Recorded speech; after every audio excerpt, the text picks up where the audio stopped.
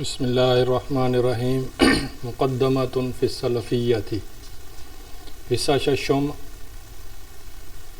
محاور الاصلاح عند السلفیۃ سلفیہ کے ہاں اصلاح کے محور اور مرکز، یعنی جب ہم نے اپنی ذات کی اصلاح کرنی ہو یا لوگوں کی اصلاح کرنی ہو تو تین کاموں پر ہم بہت زیادہ محنت کریں گے۔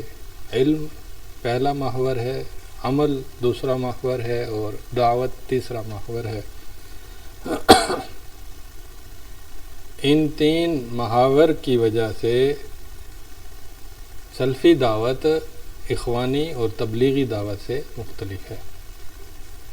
اخوانی علم پر محنت کرتے ہیں اپنے خاص انداز سے کہ وہ سیاسی نقطہ نظر سے زیادہ محنت کرتے ہیں بنسبت عقیدہ کے یا تزکیہ نفس کے۔ اسی طرح سے تبلیغی دعوت تبلیغ کے ایک چھوٹے اور محدود پیمانے پر علم کو پھیلاتے ہیں، دین کی بڑے پیمانے پر علمی محنت ان کے ہاں مقصود نہیں ہوتی، اس لیے تبلیغی جماعت کے اندر عام طور پر ان پڑھ اور ہلکے درجے کے لوگ ہوتے ہیں جو علم کے اعتبار سے کوئی بہت زیادہ شان و شوکت کے حامل نہیں ہوتے۔ تو دیوبندیوں کی علمی تحریک الگ ہے، لیکن تبلیغی جماعت جو ہے وہ علمی تحریک سے منسلک نہیں ہے بلکہ فقط دعوتی تحریک سے منسلک ہے۔ تو اسی طرح عمل کے اندر بھی اور دعوت کے اندر آگے مزید تفصیل آگے آ رہی ہے۔ تو پہلا محور ہے علم۔ علم کے حوالے سے جاننا چاہیے کہ علم فرض ہے، یعنی دین کا علم، عقیدے کا علم، تزکیہ نفس کا علم، دعوت کا علم فرض ہے۔ ہر انسان کے لیے بعض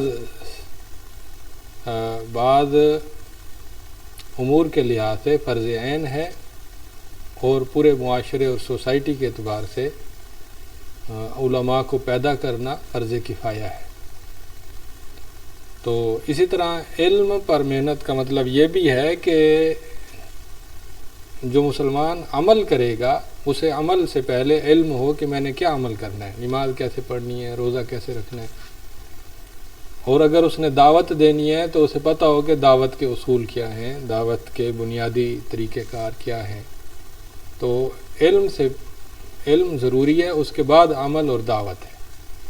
اسی طرح تدریج کا علم ہر مسلمان کے لیے ضروری ہے اور اولویات ترجیحات کا علم ہر مسلمان کے لیے ضروری ہے۔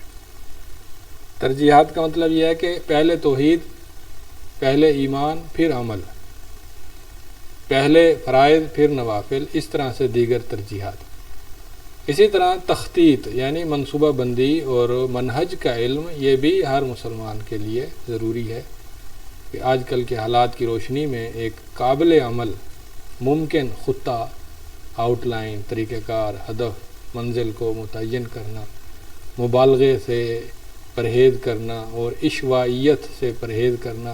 عشوائیت کا مطلب ہوتا ہے اندھا دھند محنت کرنا، بغیر کسی منزل کے، بغیر کسی تعین کے کہ مراحل کیا ہوں گے، رکاوٹیں کیا ہوں گی، رکاوٹوں کے ختم کرنے کا طریقہ کیا ہوگا، ان کو سمجھے سوچے بغیر اندھا دھند محنت کرنا عشوائیت ہے۔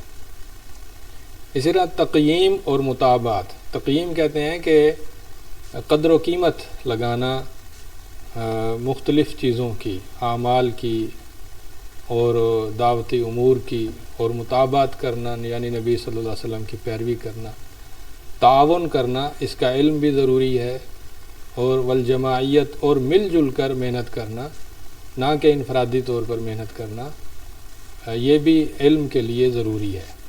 یعنی اگر علم کی شاخیں بنائیں تو ایک شاخ یہ ہے کہ مل جل کر کیسے محنت کرنی ہے، یہ بھی علم کی شاخوں میں سے ایک شاخ ہے۔ اسی سے پھر آگے قیادت اور ادارت کے اصول پھوٹتے ہیں۔ الاستمرار والمواظبت یعنی مسلسل محنت کیسے کرنی ہے اور ہمیشہ کی محنت اور مشقت کیسے کرنی ہے، اس کا علم بھی ضروری ہے۔ اور جتنے بھی مناہج ہیں دین کے پھیلانے کے یا دین کے حوالے سے، وہ سب کے سب مناہج وہ لازمی نہیں ہوتے، ان کے اندر کچھ افضل ہوتے ہیں، کچھ مفضول ہوتے ہیں۔ تو افضل اور مفضول کا فرق سمجھنا ضروری ہے۔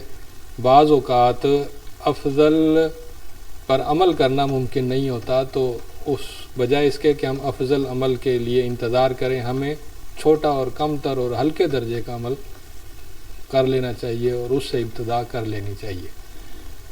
تو مفضول سے ابتدا کرنا یہ بعض اوقات ضروری ہوتا ہے بنسبت اس کے کہ ہم ایک معیاری اور صحیح اصل طریقہ کار کے انتظار میں بیٹھے رہیں۔ تو دوسرا محور ہے عمل۔ علم سے آپ نے اندازہ لگایا کہ علم جو ہے وہ اخوانی یا تبلیغی جماعت علم کے اندر کس طرح کی محنتیں کر رہے ہیں، اور سلفی جماعت علم کے حوالے سے کس طرح کی محنت پر توجہ دیتی ہے۔ اس کے بعد ہے عمل۔ عمل کہتے ہیں نیک عمل، یعنی عبادت اور اخلاقیات اور اجتماعی اعمال۔ تو اس صحابہ جو تھے وہ سب کے سب راتوں کو عبادت کرتے اور دن کے وقت گھوڑوں پر سوار ہوتے تھے۔ تو یعنی ان کی زندگی اجتماعیت سے بھی لبریز تھی اور انفرادیت سے بھی لبریز تھی۔ انفرادی محنتیں کرتے، دعائیں، استغفار، استغاثہ، تلاوت، تہجد، نوافل، اور اس کے ساتھ ساتھ وہ اجتماعی طور پر بھی محنتیں کرتے کہ جہاد کرنا، دعوت دینا، عمارت سنبھالنا، قیادت کرنا، معاشروں کی دیکھ بھال کرنا، یہ ساری چیزیں صحابہ کے ذمہ تھیں۔ اسی طرح عمل کے اندر ظاہری عبادات اور باطنی عبادات کے درمیان توازن رکھیں گے اور قلبی آفتوں کی اصلاح کریں گے۔ بعض لوگ دلوں کی اصلاح کرتے ہیں لیکن ظاہری عبادت کو حقیر سمجھتے ہیں، حالانکہ ظاہری عبادتیں در حقیقت قلب کی اصلاح کا ایک ذریعہ بھی ہوتی ہیں۔ بعض ظاہر پر محنت کرتے ہیں، قلب کو چھوڑ دیتے ہیں، بعض قلب پر محنت کرتے ہیں، ظاہر کو چھوڑ دیتے ہیں۔ دونوں چیزیں توازن کے ساتھ ضروری ہیں۔ سب سے پہلے فرائض پر محنت ہوگی، اور اس فرائض کے اندر خشوع اور خضوع، نمازوں پر خشوع و خضوع ضروری ہے، بر الوالدین، لوگوں کے حقوق میں سے والدین کی خدمت سب سے پہلی چیز ہے۔ اسی طرح یومیہ جو مشاغل ہیں دین کے، سنتوں کے، اس پر بھی اہتمام اور محنت کرنا ضروری ہے، جیسا کہ نبی صلی اللہ علیہ وسلم نے فرمایا اذا اصبحت فلا تنتظر المساء، جب صبح کرو تو شام کا انتظار نہ کرو، یعنی صبح کے اعمال صبح کے وقت بجا لاؤ، شام کے اعمال شام کے وقت بجا لاؤ۔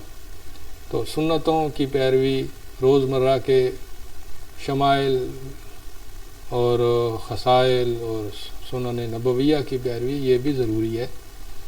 اسی طرح زہد، یہ بھی عمل کے مشاغل میں سے ایک مشغلہ ہے، زہد، یعنی انسان کا دل جو ہے مکمل طور پر آخرت کی طرف متوجہ ہو، دنیا اور آخرت کی محنتوں میں توازن کیا جائے۔ اگر ایک اعتبار سے دیکھیں تو دنیا ساری کی ساری آخرت بن جاتی ہے جب اس کے ذریعے سے آخرت مطلوب ہو۔ یاد رکھنا چاہیے کہ دنیا آخرت کی خادم ہوتی ہے۔ بعض لوگ ایسے ہوتے ہیں کہ وہ بظاہر آخرت کے اعمال میں مشغول ہوتے ہیں، لیکن وہ آخرت کے اعمال کے ذریعے سے دنیا طلب کر رہے ہوتے ہیں اور ان کی توجہ دنیا کے مال اور متاع کی طرف ہوتی ہے۔ اللہ تعالیٰ اس چیز سے ہم سب کو محفوظ فرمائے۔ دعوت، تیسرا محور جو ہے وہ یہ ہے کہ دعوت کا اہتمام کیا جائے۔ سلفی جو لوگ ہیں اپنی اصلاح میں بھی علم اور عمل کے بعد دعوت کو ضروری سمجھتے ہیں، اور لوگوں کی اصلاح میں بھی علم اور عمل کے بعد دعوت کو ضروری سمجھتے ہیں۔ تو مسلمان کے لیے ضروری ہے کہ وہ امر بالمعروف کرے اور نہی عن المنکر کرے، اور مسلمان کے لیے ضروری ہے کہ وہ براہ راست دعوت اور بالواسطہ دعوت میں توازن اختیار کرے۔ براہ راست دعوت سے مراد انفرادی دعوت ہے جو فرد سے فرد کو ہوتی ہے، گھر والوں کی اصلاح، دفتر والوں کی اصلاح اور پڑوسیوں کی اصلاح، یہ دعوت انفرادی ہے۔ اور جو دعوت بالواسطہ ہے وہ ہے کہ مثلا یوٹیوب کے ذریعے اصلاح، یا پھر خطبہ جمعہ کے ذریعے، درس دروس کے ذریعے، اس طرح سے مختلف وسائل کے ذریعے سے ان دونوں کے درمیان توازن ہونا چاہیے. یک طرفہ طریقہ اختیار نہیں کرنا چاہیے کہ یا صرف انفرادی دعوت پر محدود ہو جائے یا صرف اجتماعی دعوت پر محدود ہو جائے. تو دعوت جو ہے یہ ایک انفرادی ذمہ داری بھی ہے اور ایک اجتماعی ذمہ داری بھی ہے، دونوں ذمہ داری ہیں. جو اللہ حساب کتاب لیں گے وہ تو ہر شخص سے انفرادی حساب ہوگا کہ تو نے لوگوں کو دعوت دین کے لیے کیا ان کو پیش کیا، کیا محنت کی، کتنی جد و جہد کی. اور اسی طرح سے اجتماعی طور پر بھی سوال ہوگا کہ لوگوں کے ساتھ مل کر تم نے کتنی کوشش کی اور منظم جد و جہد کی کتنی کوشش کی.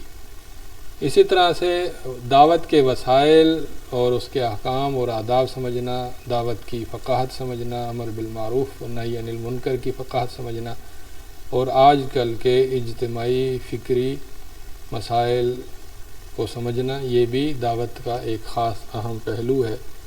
تو یہ 3 پہلو ہیں، علم، عمل اور دعوت.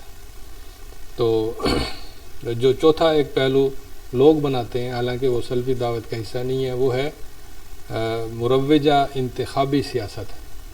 یعنی گلی کوچوں کے اندر حکومت کے ساتھ لڑنا بیڑنا، ہڑتالیں اور جلوس نکالنا، اور اسی طرح انتخابات میں حصہ لینا.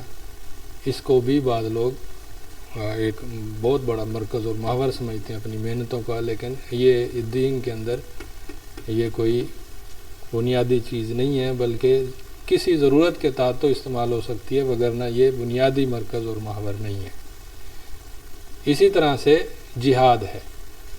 جہاد جو ہے اپنے آداب اور شرائط کے ساتھ کسی موقع پر مرکز محور بن سکتا ہے، لیکن فی الحال وہ مسلمان کی جو بنیادی تربیت ہے اس کا وہ مرکز محور نہیں ہے. پہلے نمبر پر علم ہے، پھر عمل ہے، پھر دعوت ہے. السلام علیکم ورحمۃ اللہ وبرکاتہ.